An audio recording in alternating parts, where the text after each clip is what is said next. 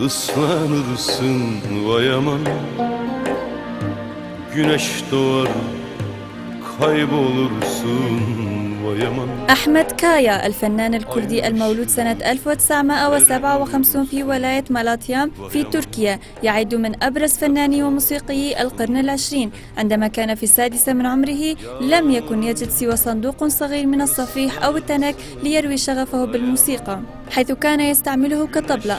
ولما كان في الثامنة من عمره اشترى له والده طنبورا، فما كان من أحمد إلا أن انهمرت دموعه من الفرح. انتقل أهله للعيش في إسطنبول، ولأول مرة يشاهد أحمد البحر. بدأ كايا العمل في محل بيع الكاسيت، وفي ذلك الوقت كان معظم رواد المحل وزبائنه من طلاب الجامعة، في الوقت الذي كان فيه الذوق الجماهيري العام ميالا إلى تيار روهيسو، وكان فنانا مغنيا للقومية والوطن. وذلك ما شد أحمد كايا إلى سؤال مهم، وهو ما الذي يجذب كل هؤلاء الطلبة لفن روهيسو؟ وللحصول على الجواب لسؤاله قرر أن يستمع لهم. كان الشريط الأول لأحمد كايا والذي كان يحمل عنوان لا تبكي يا طفلي، مهداة إلى أمه. وكان كايا يعتقد أنه سيسجن فور انتشار هذا الشريط في الأسواق، ولم يكن ذلك ليزعجه، بل على العكس تماما. جاء شريطه بنبرة سياسية، لكن كايا الذي كان يعي جيدا أن مثل هذا الشريط ربما يودعه في السجن مدى حياته، فإنه ونظرا لتخوفه فقد لحن لأحد الشعراء القوميين الترك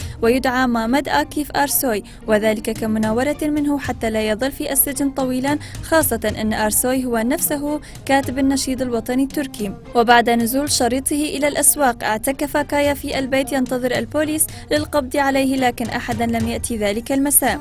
في صباح اليوم التالي التقى بصديقه في الشارع، حيث بارك له الأخير وعبر له عن إعجابه الشديد بأغانيه الرائعة. أحمد كايا الذي بقي واقفا كالملسوع لم يصدق ما سمعه، وأكد لصديقه بأنه سيدخل السجن، لكن صديق كايا أكد بأن أغانيه الوطنية والإنسانية أشعرتهم بإنسانيتهم، وأنه أصبح شهيرا ومحبوبا من الجميع. وبلغت مبيعات أول شريط غنائي له 500 ألف نسخة. وكان كايا لا يزال غير مصدق ما يراه ومنتظرا البوليس، وعلى عكس ذلك نال جائزة من مؤسسة الصحافة التركية في مهرجان فني أقيم في تركيا، حضره العديد من الفنانين والمثقفين الأتراك والعالميين. سئل كايا عن مشاريعه القادمة، فعبر بكل ثقة عن نيته الغناء بلغته الأم الكردية. فما كان من بعض المتشددين الترك إلا أن يرموه بالأشواك وسكاكين الطعام.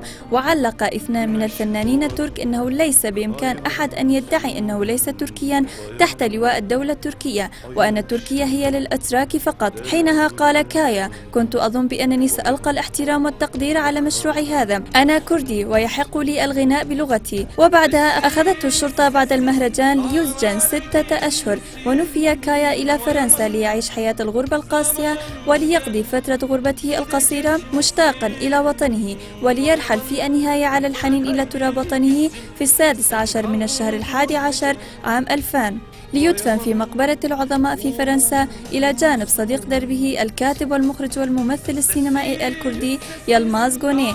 منعت تركيا أغانيه، لكن إصرار الشعب على سماعه أجبرت السلطات على الرضوخ للأمر الواقع، وانتشرت أغانيه في كل أرجاء تركيا. وكما قال الوزير التركي المفوض بشؤون الاتحاد الأوروبي إيغمان باغيش أن رفات الفنان الكردي أحمد كايا قد ينقل من فرنسا إلى مسقط رأسه في مالاتيا لدفنه هناك إذا أذنت أسرته بذلك. سارة الناصر، راديو دنجي زلال. Zaman gelir gidecek misin? Vay aman bırak haydi gitsin, sen kal bu gece. Vay aman.